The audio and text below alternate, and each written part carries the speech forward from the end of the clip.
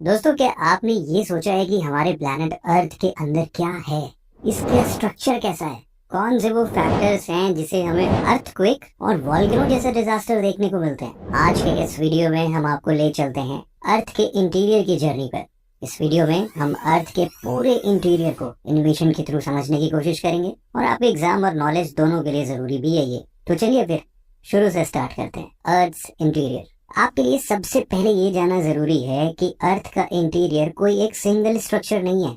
जी हाँ, असल में अर्थ का इंटीरियर कई सारे डिफरेंट सब्सटेंसेस के कॉन्सेंट्रिक लेयर से बना हुआ है, जिसे हम नॉर्मली क्रस्ट, मैंटल और कोर के नाम से जानते हैं। लेकिन अगर इसके साइंटिफिक क्लासिफिकेशन की बात करें तो हम अर्थ के इंटीरियर को दो तरह से क्लासिफाई कर सकते हैं। पहला है मैकेनिकल डिवीजन, जिसमें हम अर्थ के इंटीरियर को lithosphere, asthenosphere, mesospheric mantle, outer core और इनर कोर में डिवाइड करते हैं। और दूसरा क्लासिफिकेशन है केमिकल क्लासिफिकेशन, जिसमें हम अर्थ के इंटीरियर को crust, upper mantle, lower mental, outer core और इनर कोर में क्लासिफाई करते हैं। आइए इनको अब थोड़ा डिटेल में देख लेते हैं। Mechanical classification of earth layer.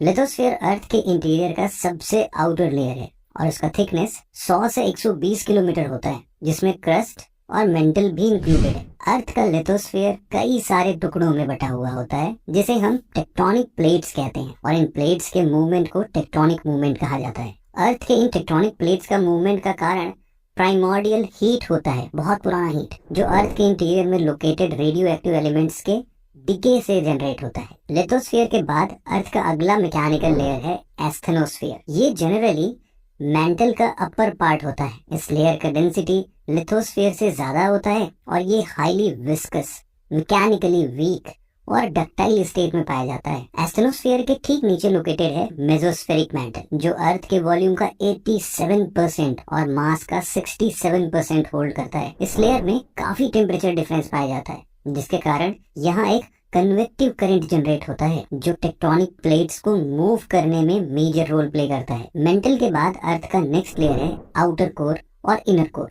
दोनों को कलेक्टिवली अर्थ का कोर कहा जाता है, लेकिन दोनों में सिग्निफिकेंट डिफरेंस होने के कारण दोनों लेयर्स को अलग अलग स्टडी किया जाता है। आउटर कोर इनर कोर के चारों ओर सराउंडेड है और ये नीफे मतलब कि निकल और आयरन से बना हुआ है, जिसे शॉर्ट में नीफे कहते हैं। आउटर कोर बहुत ज्यादा प्रेशर झेलने के बावजूद भी लिक्विड स्टेट में रहता है। साइंटिस्ट के अनुसार तो यहाँ जनरेट हुए कन्वेक्टिव करंट्स ही अर्थ के मैग्नेटिक फील्ड के लिए जिम्मेदार होते हैं। आउटर कोर के ठीक नीचे लोकेटेड है इनर कोर।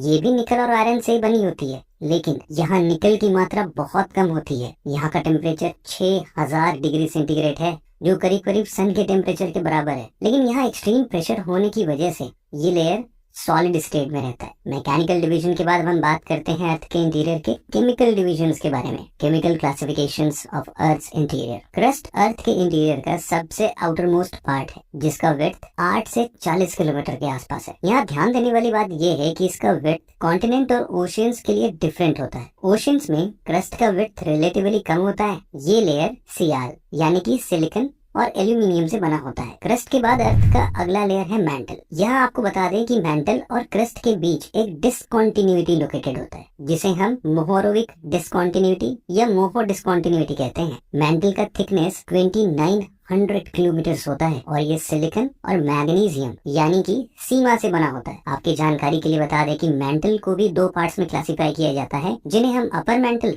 और लोअर मेंटल के नाम से जानते हैं, और इनके बीच के कॉन्टिन्यूटी को रिपेटिव डिसकॉन्टिन्यूटी कहा जाता है। क्रस्ट और मेंटल के बाद हम चलते हैं अर्थ इंटीरियर के आखिरी लेयर यानी कोर की ओर। कोर अर्थ का इनर मोस्ट लेयर होता है और गिटनबर्ग डिसकॉन्टिन्यूटी इसे मेंटल से सेपरेट करता है। कोर को ओकेजनली बैरिस्फीयर से भी रिफर किया जाता है। ये अर्थ का सबसे डेंसेस्ट लेयर भी है, जिसकी डेंसिटी 9.5 से लेके 14.5 ग्राम पर सेंटीमीटर क्यूब होता है। आउटर कोर और इनर कोर के बीच के डिसकॉन्टिन्यूटी को हम लेहमैन डिसकॉन्टिन्यूटी के नाम से जानते हैं। दोस्तों, हमारे पास अर्थ के इंटीरियर का नॉलेज अभी भी काफी लिमिटेड है और इसका मेन रीजन है इसका रिमोटनेस। जी हाँ, अर्थ के इंटीरियर में इतना ज्यादा हाई टेम्परेचर और प्रेशर होने की वजह से इसका इफेक्टिवली स्टडी कर पाना बहुत मुश्किल हो जाता है। तो फिर आज के वीडियो को हम यहीं पर खत्म